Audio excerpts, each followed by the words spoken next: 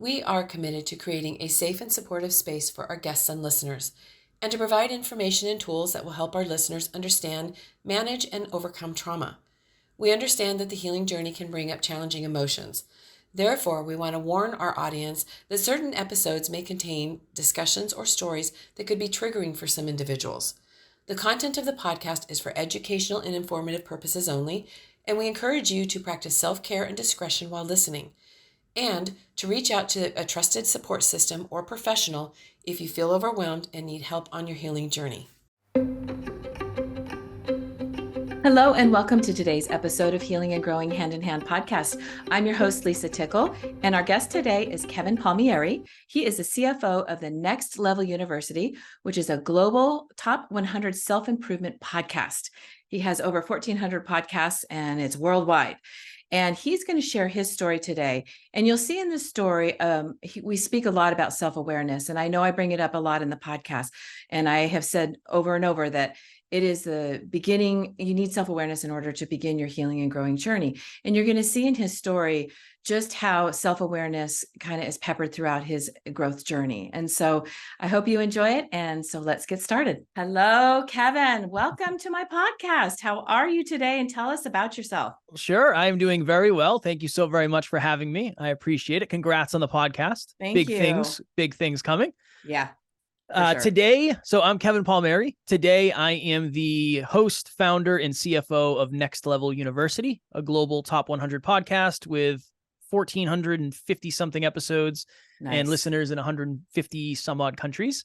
And obviously, it hasn't always been that way. So I'm sure we'll get into my story today. But that is where I am today, not where I started. We all have a journey, and it usually doesn't start where we end up. Right, exactly. So yeah, tell us about your story, because we did kind of go over it before we started the podcast, and it's really interesting and certainly hopeful. Yeah, well, sure. I appreciate that. I appreciate that very much. So my story starts when I was very young. I was raised by my mom and my grandmother. I didn't know my dad. I didn't meet my dad until I was 27 with the understanding that he was my father. Didn't have any real positive male role models growing up, but I also didn't understand how much that influenced me and the potential toll it took on me until later in life. Right. Now, other than that, all things considered, fairly normal childhood. We were definitely lower middle class, not a ton of money, but there was some stress around that, but nothing too crazy.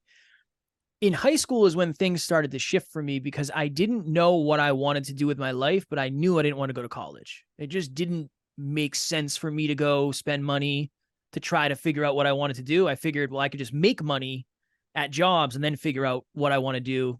If I don't like the job, that probably isn't it for me, right? So that was a key decision that I made pretty early in life. And while all my friends were out partying at college and meeting new people, I was working at the local gas station, pumping gas 5 days a week. That was my first big boy job. And I did that for a few years. And then I was a personal trainer. I was a truck driver. I was a forklift operator. As you can see, I struggled to find the thing that I really enjoyed. Lisa, that makes sense. Yes. Right? As did I. See, you and I are more similar than we probably realize, but exactly. I'm sure we'll meet in the middle during this interview. So later in life, I ended up getting this job. So when I think I was 23, 24, I got this job in an industry called weatherization. All that means is we go into buildings and we make them more energy efficient. We work on windows, doors, above the ceilings, in the attics, stuff like that. Since I was working on schools, fire stations, police stations, I was getting paid really well because I was getting paid by the state. So effectively, I went from making $15 an hour to anywhere from $60 to $120 an hour at this new job. Nice. Yes. So I thought to myself, okay, this is it. I didn't go to college. This all worked out beautifully. This is exactly what I wanted. So if you looked at me when I was 25, you would see a young man who was in incredible shape. I had just competed in and won a bodybuilding show. My girlfriend was a model. I had a high-paying job. I had a sports car. I had just moved in with my girlfriend. We just moved into a really nice apartment. So from the outside looking in, I was crushing it. Everything was great.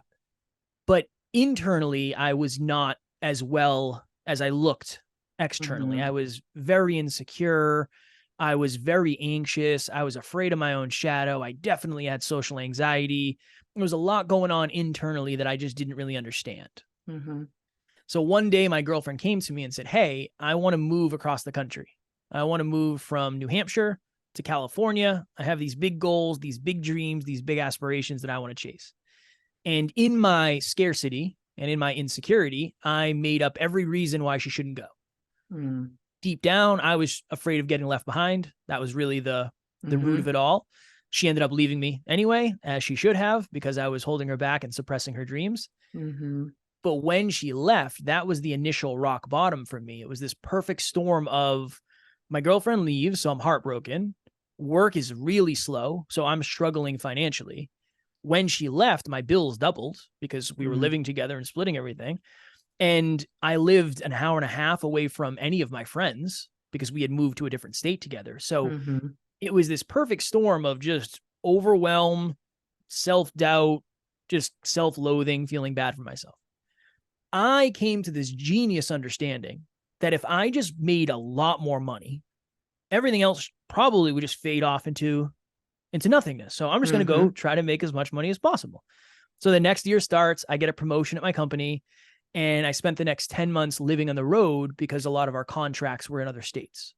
So for 10 months straight, I would work Monday, Tuesday, Wednesday, Thursday, Friday in another state.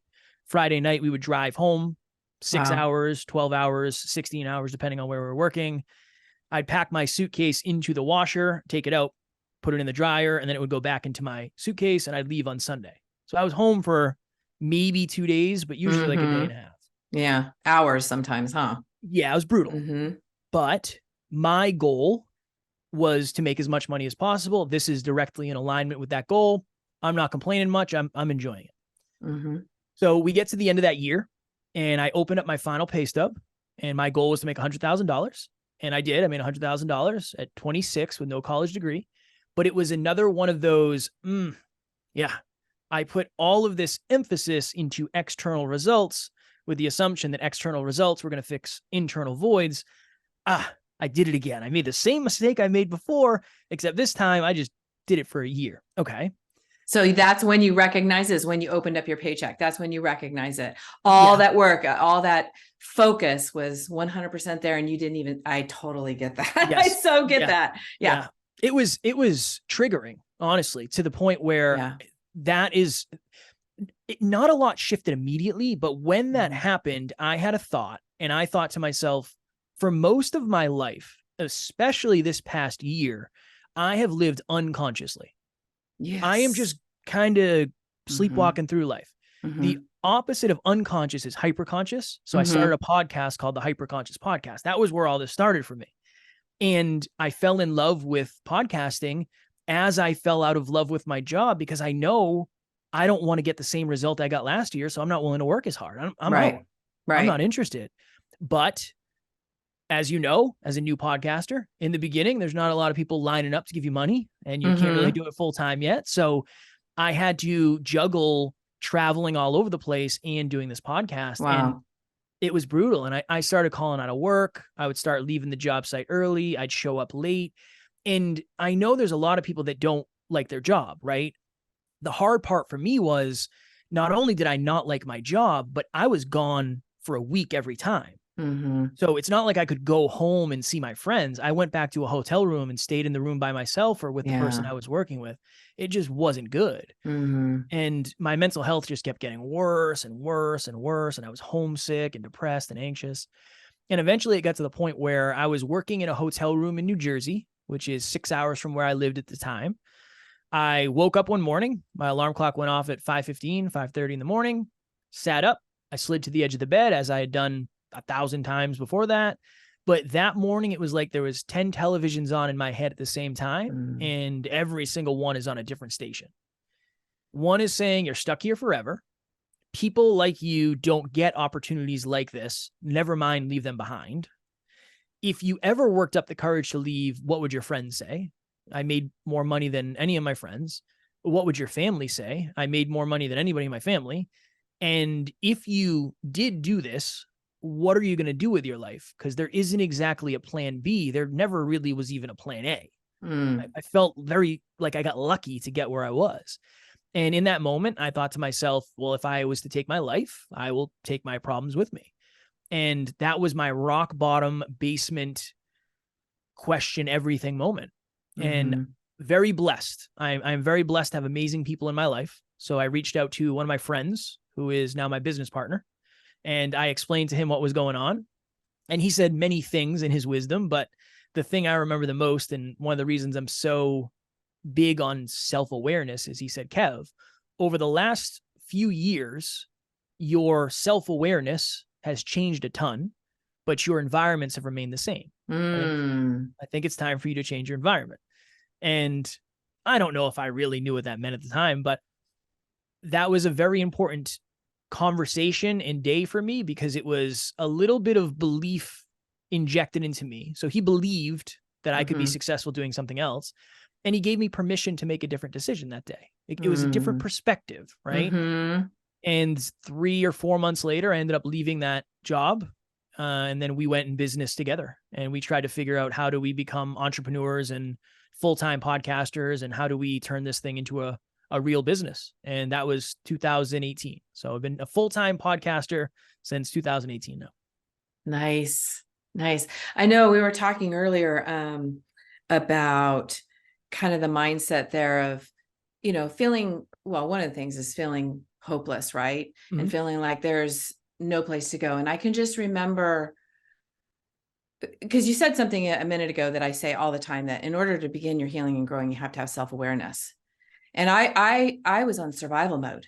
And so all my decisions were based on that, which wasn't healthy. Yeah. And coming out of that, it took absolute self-awareness and hyper self-awareness. And I'm still there. I'm still learning and growing, and, Of course, learning about my triggers and, how to manage them and how to, so that was a turning point for you, sitting on that bed. And so what have you done since then to work through this? Because it didn't just magically go away overnight, right? You've had to go through, some processes, and tell us about that. Yeah. So this is the interesting thing, and it's kind of a juggling act. My depression kind of did go away overnight. When I left my job, my depression went with it. So that was situational. I think it was. And this is self-awareness also, the things that I value the most are certainty. Yeah, me too. And freedom. Me too. The freedom to do what I want when I want, and the certainty to know where I'm going to be. That's why I love being somebody who works from home. I know my schedule. Yes, exactly. Walk into the office. Exactly. So I traded all of my certainty, because I was always in a different state, in a different town, in a different building, different schedule, working with different people. I traded all my certainty, and I traded all of my time freedom. I'm stuck in a hotel when I'm not working. There's one van that we share between the two people. Sometimes I'm quite literally stuck in this hotel. So I think that I fell into the trap of sacrificing some of my needs as a human for the needs of my bank account. And when I left, I got all the certainty to a degree back. I wasn't certain how I was going to make money, but I did get full time freedom back. I wasn't working a job. And that was the first time I didn't have a job since I was like 16. Right. And I was 28 or 29, however old I was. So that was very, very important for me. So yeah, it was very, very situational. Problem, I got a ton of anxiety. More anxiety when you drastically, because leaving my job was already way outside of my comfort zone, anxiety zone for sure. Then I am trying to learn about business. My business partner and I were fronting everything on my credit cards and his credit cards. We were doing traveling to different events to try to learn. I am afraid of travel because I have such a negative association with it from my past. So I don't like traveling. I hate planes. It doesn't make any sense to me how those things stay in the sky. I don't like them. Not a fan. So yeah, I went from a very, what seemed like safe life to a very uncertain life. And then my anxiety got really bad, and I was having panic attacks and lying on the floor thinking I was going to die. It was absolutely brutal. Ooh. But the self-awareness thing for me was, I would ask myself why. A lot of Mm-hmm. the questions I would ask in the beginning were, why did I feel that way? Why did I think that way? How did the conversation go that way? How did I feel after? A lot of them were just trying to tune in to my feelings. And to your point, I still do it today. Why do I feel so comfortable with you? It's very clear you and I have had very similar life experiences. Yeah. I feel like we're very Mm-hmm. connected. Mm-hmm. That's self-awareness to me, and situational. But it really was that. It was, okay, we're getting ready to interview somebody very successful. Why am I so insecure? Well, I wonder, maybe I have imposter syndrome, that they're going to find out that I don't know what I'm talking Yeah. about. That. Because I've So, struggled with that one too. yeah. I've So had some big names on here, and it is a little bit intimidating. it is. And the difference between maybe being intimidated and not doing it are self-awareness of saying, well, what's the worst case scenario? I know, Worst case right? scenario, it goes horribly wrong and I hit delete, and nobody other than us two, Exactly. we're the only ones that know about it. So yeah, for me, Lisa, it's mostly about the reps. It's mostly about showing up Yeah. and doing it. I mean, yeah, I'm a podcaster and I love podcasting, but one of the best things in the world is I do a podcast episode every day. So I've just had so many opportunities to say, like, I don't know about this. Am I gonna be able to do this? Oh yeah, it actually went pretty well. Okay, cool. Yeah. Yeah. What does that tell me about me at the end of the day? Right. Yep. Exactly. And I don't know if I've said it in this podcast, because I say it in every podcast, and you hit on it. And it is so true that self-awareness is the absolute key to start your healing and start your growing journey. Because as I was mentioning earlier, I walked through life for so many years in complete survival mode and completely opposite of self-awareness. Mm. I was just trying to get through the day. And, when you start slowing that down and you start becoming aware, it's empowering. It's actually empowering, because it's, now when I get to a point where something happens, and if I feel like I'm triggered or I feel like I'm losing control, that's really frightening. And I lived my life like that all the time, always in fear, always afraid. And so it's really empowering when you start having the self-awareness and you start recognizing things, and then you learn how to manage those things so that they don't manage you. Mm. Yeah, it's huge. It's huge. It's one of the most challenging things about self-awareness is if you don't have the belief that you can actually, I don't want to say change, but you're in control. Mm-hmm. I think that it can be very triggering in the beginning. I agree it's empowering. Yes. But I've also been on the other side where I've been working with people where we say, okay, what we're going to do is we're going to start tracking 3 habits together. So we'll track 1 habit under health, 1 habit under wealth, and 1 habit under love, right? We're just going to get very intentional about our actions. Mm-hmm. And if you've never tracked habits before, that is a tough piece of awareness to say, I don't even know if I can do 3 things a day. My goodness, what does that mean about me? Now, having somebody in your corner to say, it doesn't mean anything about you. Trust me, right. Even if you're trying to track 3 habits, you're in the top percentile of humans. Of course, it's going to be challenging. Yes. But I've seen that too. I've seen that being at a level of, okay, this is where I think I am, this is where I actually am. It is definitely empowering, but it can start from a place of a little bit triggering first. Well, yeah, because it can be, for me, it can be disappointing, right? It's like, like maybe I thought I was further along than that. Yes. Oh, but one of the things that someone said to me probably a year or so ago, and I love it, is instead of judging, just be curious. Mm. And that is so freeing. And so that even includes yourself. And so rather than being judgmental, I mean, like, the thing that I'm still working through is some of my behaviors when I was in my survival mode, because I've said before, you do things in survival mode you wouldn't do outside of it. It's not like I did anything absolutely horrible, but there's things I'm certainly not proud of. And so that can be crippling if I sit and I think about that all the time. And so it's coming through, and it's the forgiveness of myself. That is something that I'm still working on. And what will come to my mind is some kind of remembrance of something that happened, and then immediately oh, you should have, in the judgment. And and this is where self-awareness comes in, and I recognize that, and I'm like, no. I forgive myself for that. And, and when it's been appropriate, I've actually reached out to people and have apologized to them as well. And so that is empowering. But yeah, when you first recognize, because I'm actually tracking myself every day. I've actually got this amazing, I'm a spreadsheet queen, love them. And it's how I keep my head straight. And I track myself every day. And when it was overwhelming when I first set it up, and it was, the judgment started like, oh, look, yesterday you didn't do that and you didn't do that. And, and you're running out of time today. And finally I stopped and I said, no. My goal is to get 100%, but every day is different. So I'm not going to sit and judge myself for it. That's and beautiful. It's empowering. It is. Even so, this is great. I'm somebody who's been tracking habits for 5 years now. Nice. Right. And right now, I think I track 23 a day, and that's not counting 7 podcast episodes. And there's a lot.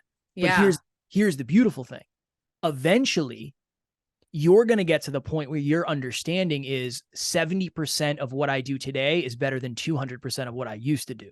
And that is such a beautiful place to live, because that is just a representation of progress and a representation of self-awareness. And what you were talking about before, I've heard many people say, I don't regret anything.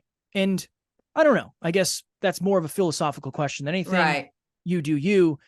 I don't enjoy having regrets, but regret to me shows a progress of awareness and evolution, because what is a regret? A regret is looking back on something with a new level of higher awareness and saying, based on what I know today, I never would have done that. Exactly. Or I would have done it differently. Right. So that's been another impactful way to kind of shift a regret to say, well, at least I'm grateful I've grown so much to the point where I can actually look back and know what I would do differently as well. Yeah. I mean, it's the same thing with the competition. So many people, I had a conversation yesterday with someone who says, I always compare myself to everybody else. And I'm like, the best thing you can do is compete with yourself. And I've always competed with myself. And I said, it can be as simple as, where were you 6 months ago? Where were you a year ago, 5 years ago? I do that all the time. Yeah. Because I'm a person that puts my head down and I try to move forward. And then I have to kind of pull my head up sometimes and go, okay, how am I doing? That kind of thing. And so that's what I'll do, or if I start feeling like, God, I don't feel like I'm moving along. And then I look, and then the evidence is there. Yes, you've grown a lot, and then there's the thing about grace and giving yourself some grace too, right? Yeah. Well, the perspective is so important. The perspective of, I'm a podcaster, you're a podcaster. So now you're going to get the opportunity to look back at old content. Yeah. And anytime you can put yourself in an old position with new awareness and results, it gives you a ton of nostalgia. My wife and I went to, her family has a house in Vermont. And the first time I ever went with her was in 2019. And I remember being up there tracking my habits. I was sitting outside. There's a beautiful picnic table overlooking the lake, Lake Champlain.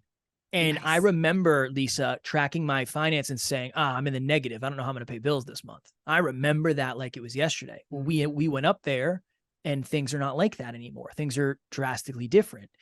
That perspective, that specific perspective in that instance, it shows so much growth that you might lose on the day-to-day because not a lot changes, or at least seems to change on the day-to-day. So I am totally in line with that. I think perspective and reflection are two of the most important things you can use. Right. And another example is like my grandson, he's just over a year old, right? I get to see him every few months, so I can see his growth.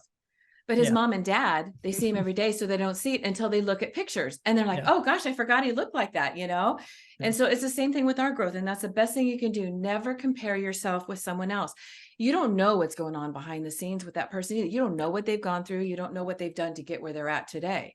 And sometimes it's not always what you think it is, right?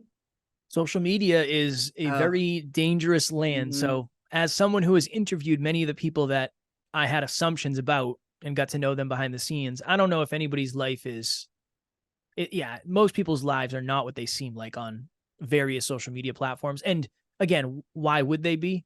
You very rarely see pictures or videos of people crying into their pillows before they go to bed. Right. But there's a lot of people out there experiencing that. So yeah. Right. Something else I kind of wanted to touch on was the whole corporate environment, because you and I are right in alignment with that, because I quit my corporate job a year ago. Nice. And it was, And, it just is what it is. It was a very toxic environment, and the whole corporate environment isn't really conducive to, I had someone say to me, it's not conducive to you healing.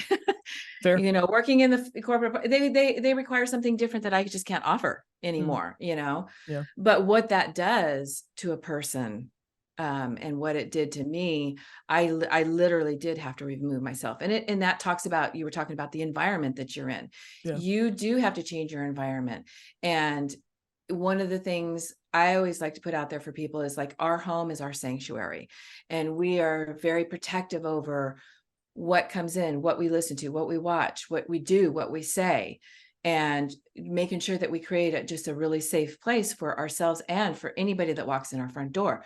And that has been a game changer, because I grew up in a home of chaos. And then for many years, my home was chaos. You wouldn't know it walking up. Right. But when the door was shut and everybody was gone, it was chaos. I had a home for a while, just like I was raised in. And for healing purposes and growing and just your sanity, create a sanctuary. It doesn't have to, it may be a 1-bedroom apartment. It doesn't matter. You can still make it your sanctuary. And that's just another example of progress might be moving out of a 10,000 square foot mansion into a 1-bedroom apartment of peace. That's progress. It just isn't, it might not seem like, the normal progress. It might not be considered progress to other people, but that doesn't matter. That doesn't matter. Right. One of the questions, a lot of times people say, how do you find more positive people to surround yourself with? That's a question I get. That's a good question too. Yeah, it is. It's a great question. Sometimes I like to flip the script and say, I might argue that it is more important to eliminate and or spend less time with toxic people that you have in your life before you bring more positive people in, because that's what you can control immediately. Can control that pretty quickly. Now, again, is it as simple as that? No, there's boundaries and barriers, and there's relationships. It's challenging. But I really, studying as many people as we have at this point, it's very, very, very hard to heal if you're surrounded by people who had a potential responsibility in creating what you're healing from in the first place. Right. Very challenging. So that's another environmental thing as well. Yeah, definitely. And I've grown and I've outgrown some people in my life, and they're not in my life anymore. Yeah. I love them. I love them still. I wish them the absolute best. It's just, it's not good for me anymore. And we're not like-minded anymore. And I'm not better than them or anything like that, but it is hard. And I have gone through a period where I have removed relationships in my life. And I actually didn't even get lonely, because during that time I was going through so much healing that I began to really enjoy my own company. And it's not that I didn't enjoy others, but see, remember, I didn't want to be alone. Right. So now I'm enjoying my company. And I'm fine being by myself. I'm not alone. And now I'm also selective of who I welcome into, especially the close circle or into my, but there are times that you have to have those people in your life. And that's where boundaries are so important. You can have a relationship with them. If it's a family member and you can have a relationship with them, and you can be the one in control of it. Self-worth, I believe, comes from setting and one piece of self-worth is setting and maintaining boundaries. Yes. I really believe that, because what's happening when you set a boundary and then you allow someone to knock it down is you're saying, yeah, that's right, I'm not as valuable as I think. Right. Or I'm not right. So, yeah. No, I agree. That's a good point. And yeah, and it is hard, and it is a process, and I'm still working on that, and, learning how to set boundaries. And gosh, I remember when I learned about boundaries, it was like, what is that? What? Boundaries? Because think about it. A person who has childhood abuse, their boundaries are stomped on, right? Yeah. There are no boundaries. Yeah.